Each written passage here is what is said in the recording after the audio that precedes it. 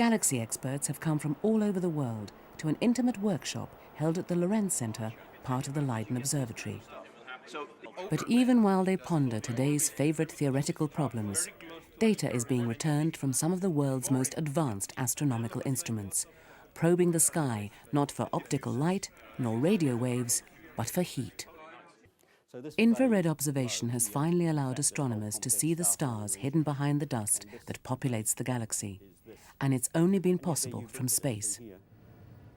In the early 90s, Derby, the diffuse background experiment on NASA's Cosmic Explorer satellite, opened new windows on our galaxy at 10 wavelengths all across the infrared spectrum.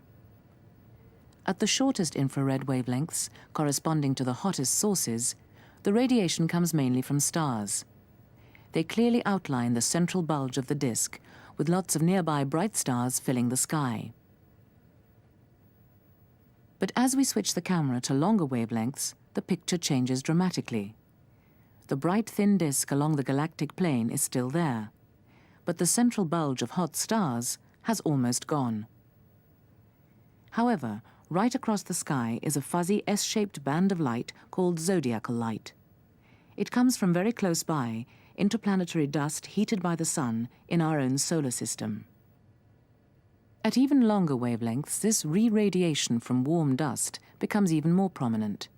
But now we can see intense radiation from interstellar material concentrated along the galactic plane and extending well beyond the nuclear bulge. At the very longest wavelengths, we are looking at cold interstellar dust. Wispy traces seem to fill our view of the entire sky with no identifiable features. All very pretty, but what do these images tell us about the shape of the Milky Way? For instance, is there evidence for a bar-type feature in the center of our galaxy, as in this one? This might be an indication of how our Milky Way has evolved.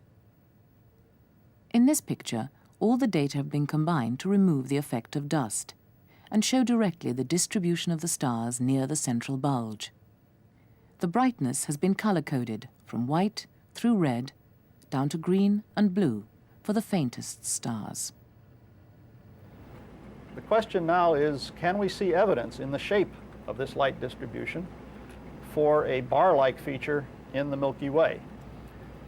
When we look carefully now at this 1 micron map, we see that indeed it is a little bit fatter looking to the left of center than to the right, and it is indeed a bit brighter at each point to the left of center than the corresponding point to the right of the image. So the Derby data, giving us a multi-wavelength view of the central bulge of stars in the galaxy, is supporting the idea that the Milky Way might indeed be a barred spiral galaxy. Radio observations also show evidence for the existence of a bar in the central parts of our galaxy.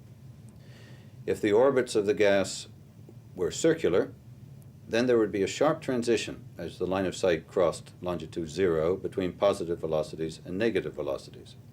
In fact, the observations both of neutral hydrogen and of carbon monoxide show a blurring in this transition across longitude 0.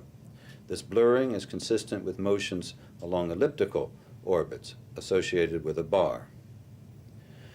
Moving from the length scale of the bar, we find a region which is a unique laboratory, where phenomena occur which occur nowhere else in the galaxy, right down in the center. In this impressive radio image of the central few hundred light-years, we can see dramatic evidence of streams of ionized gas moving rapidly along strong, arching magnetic fields.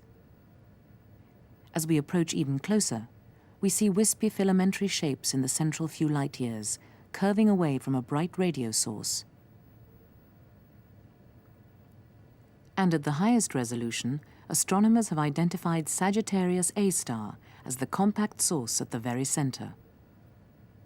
To see if there are stars behind these whirling curtains of dust and plasma, astronomers must look in the infrared wavelengths.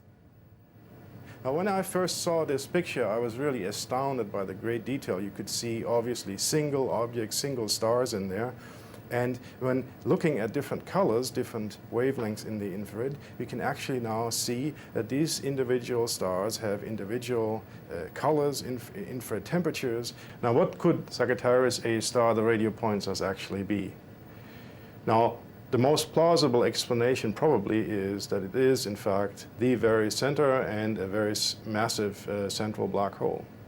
To really find out whether or not there in fact is a black hole in the galactic center, we need to measure closer in.